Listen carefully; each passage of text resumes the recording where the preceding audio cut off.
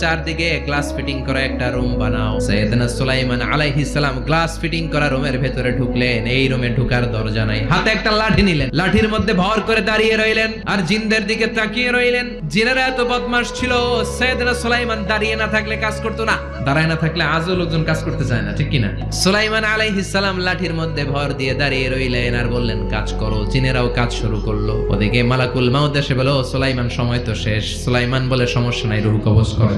মালাকুল মাউত ওইভাবে লাঠিতে ভর দেওয়া অবস্থায়, দাঁড়ানো অবস্থায় সাইয়েদনা সুলাইমান আলাইহিস সালামের রূহ কবজ করে নিলেন। উনি এমন ভাবে দাঁড়িয়েছেন, রূহ চলে গেল, লাশ হয়ে দাঁড়িয়ে রইলেন। লাঠির মধ্যে দাঁড়িয়ে আছেন, জমিনের মধ্যে লুটিয়ে পড়ে নাই। সুবহানাল্লাহ। জিনেরা মনে করছে বস দাঁড়ায় আছে, কাজ করতে হবে। করতে করতে পুরা প্রজেক্টের কাজ শেষ। ইন দ্য মিন টাইম ঝিঝি পোকা, উই পোকা সুলাইমান আলাইহিস সালাম লাঠির ভেতরে ঢুকে লাঠিও খেয়ে ফেলেছে। সাইয়েদনা সুলাইমান আলাইহিস সালাম ধপাস করে জমিনে পড়েছে। আর জিনেরা কয় হায় হায়, খালি খালি কাম করছে এতদিন। সুবহানাল্লাহ কইবেন না?